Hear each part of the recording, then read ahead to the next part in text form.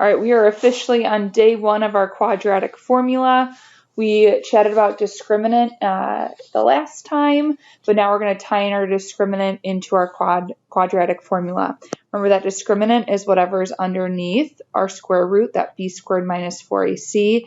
Whether it's positive, negative, or 0 tells us how many solutions that we're going to get. So just a reminder, this equation must be in standard form, that ax squared plus bx plus c equals 0, right? Everything has to be on the left-hand side. And of course, right, we want to compute that discriminant, we want to simplify it, and that tells us how many solutions that there are. So if we have a positive discriminant, it means we have 2 solutions. If we have a negative, that means that we have none. And if we have 0, that means that we have 1 solution. And this all talks about real numbers, of course. Then we're going to plug in those other values into our quadratic formula, meaning our negative b and then 2a. And then we're going to round to 2 decimal places if we have a simplified radical, or if we're going to need to have a simplified radical. So first step is we're going to go through some rational numbers, some nice pretty values, some fractions, some decimals perhaps. So we have our standard form. We can get that standard form by subtracting that x onto the left-hand side. Identify our a, b, and c values. Great. To find our discriminant, we use b squared minus 4ac. So we're going to plug in that 5, square it, minus 4 times 3 times negative 8. When we simplify that, we get our discriminant is 121. It is positive, which means we have 2 real number solutions. Awesome. The other portion of our quadratic formula, right, we did our discriminant. Our other portion is this negative b, right, the opposite of b. So in this case, our original b is 5. The opposite of b is negative 5. 2 times a is 3, which means our 2a is 6.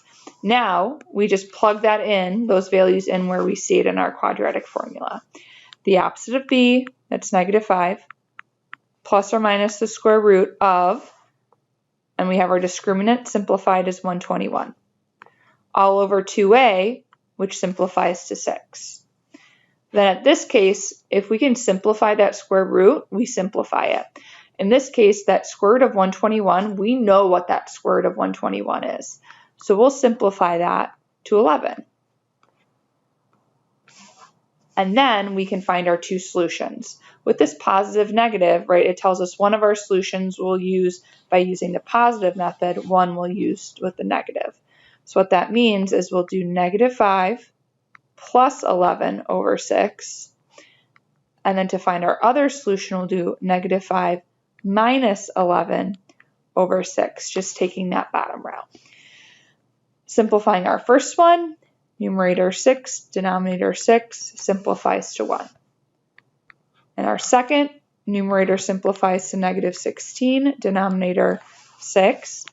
We can simplify that fraction to negative 8 over 3, which means we have 2 solutions. Our 2 solutions are x is equal to 1 and also x is equal to negative 8/3.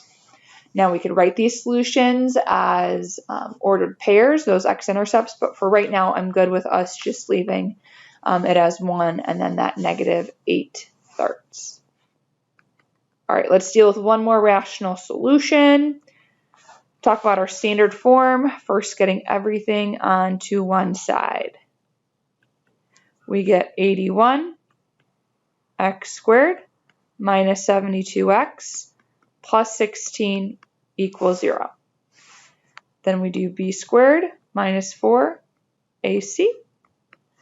b squared is negative 72 minus 4 times a, which is 81, times c of 16.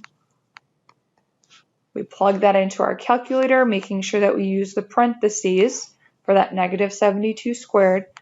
and we get our discriminant as 0. What that means is that we'll only have one real number solution. One real. Cool. So that's what's underneath our square root. And now what we'll go for that negative b.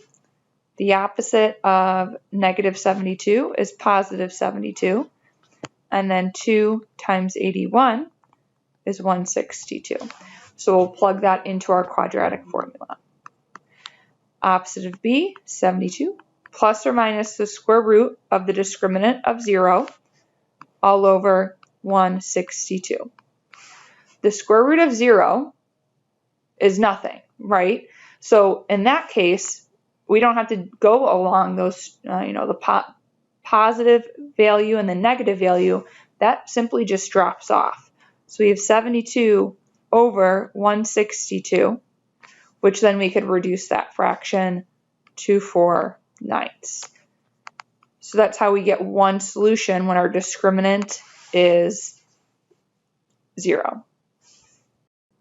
Okay, on the back side, we're going to be dealing with some maybe not so nice values, meaning not some nice improper fractions or whole numbers or integers, but we're actually going to be dealing with some decimal values. And that will happen when we can't simplify, right, that radical, that square root. When we can't simplify that 0 or that square root of 121, meaning maybe it's 122, right? We don't know what the square root of 122 is. So let's go through some examples with that. We're going to find some exact and then also rounded values. So again, starting with our standard form, we're getting everything on one side. And we get 3x squared plus 9x plus 5 equals 0. Finding that discriminant, man, this is probably becoming second nature to you guys.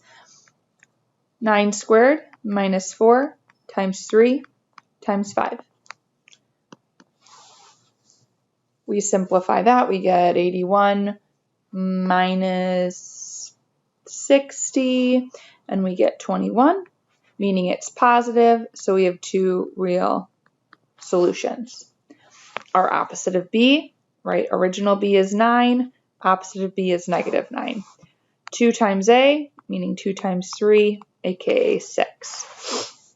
Now we kind of have these ghost locations when we're simplifying these quadratic formulas. So we're going to plug in our opposite of b, which goes in our first box. Underneath our square root is 21, and then underneath that fraction is 6. Now, when I'm looking at that 121, I have no idea what that square root of 21 is. So that being said, there's nothing more I can do with this expression to simplify it. What I'm going to do, though, is I'm going to create two different expressions to create an exact value. So I'm going to start with going the positive route, right, using the positive square root of 21, and then all over 6. And then I'm going to go the negative route,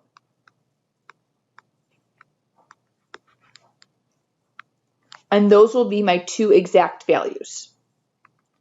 So I'll write my exact value of negative 9 plus root 21 over 6, and then minus 9, oops, I gotta stick the negative 9, or the negative with the 9. Negative 9 minus root 21 over 6. So those are my two exact values for x. Again, notice the only changes between these two solutions are the positive and negative sign before that square root. Okay, we're going to go to desmos.com/scientific. For those of us without a graphing calculator handy, you can certainly use your graphing calculator, but just want to show you guys how to use the Desmos Scientific one. So there is a link on our Canvas course. So if I go to Canvas and then down to the resources, I can click on this Desmos Scientific calculator. And then from there, it'll give me this lovely screen that provides me the opportunity to write in those those solutions to get an approximate answer. So I'm going to start by putting the numerator in parentheses. So I'll use that left parentheses, -9 plus, and then I need my square root. I'll type in the 21. To get out of underneath this square root, I need a right arrow just on this right-hand side. And then I'll close my parentheses and then divided by 6. So that's one of my solutions. And with this, we're going to round to our nearest hundredth. So I have that 0.73, and then this next number is 5 or greater, so the 3 becomes a 4. So -0.74. And then what's nice is the only thing I really need to change is the negative sign, right? And then I have my other solution, the -2.26, right? And we keep it as a 6 because this number is less than 5. All right, so then we'll write those two solutions on the rounded line of -0.74 and also -2.26 as my two solutions. It's important that we include both the exact and then also the rounded. All right, let's go ahead and do one more, finding an irrational value. We're going to get this function into standard form. Subtract the 5x. Oops, sorry about that. Subtract the 5x. Add the 3. And get that x squared plus x minus 4 equal to 0. Then we'll use our discriminant, b squared minus 4ac. b is 1. A is 1. -4 is our c. We have 1 plus 16, and that's equal to 17. So it's a positive value, which means we have two real solutions. All right, so that's what will go underneath our square root. Our -b is in this first box right outside. Our -b, opposite of 1 is -1, and then 2 times 1, well, that's 2. So -1 goes in that top box, and then 2 goes in the bottom box. To find those exact values, we don't know the square root of 17, so we're going to leave it as is. We have -1 plus the square root of 17 all over 2, and then -1 minus the square root of 17 all over 2. No way to simplify that further, so we're going to leave it as that. And those are our two exact values, -1 plus root 17 over 2 and -1 minus root 17 over 2. We can additionally, and we should additionally, find the rounded values using that Desmos Scientific or your graphing calc. The correct rounded value, 1.56 and -2.56. Those are our two rounded solutions. And then we're going to try one where there can be no real solutions and what that will look like. So we already have this function in standard form. No changes to make here. Everything's on one side. So that being said, let's identify our discriminant. We have our b squared minus 4ac, which is 2 squared minus 4 times 6 times 5. When we simplify that, we get a -116, which at that point, because it's negative, we have no solution. But if you weren't able to realize that at the time, that's fine. Continue to plug in that -b, and then over 2 times a. Plug those into those boxes, and then you should see, oh yeah, I don't know what the square root of a negative number is. At that point, we pause, and we have no real number solution. Just like in the past, when you're solving by square root method, right, maybe -100, right? If we take the square root of both sides, at that point, we can't have a negative number underneath that square root, so we're done.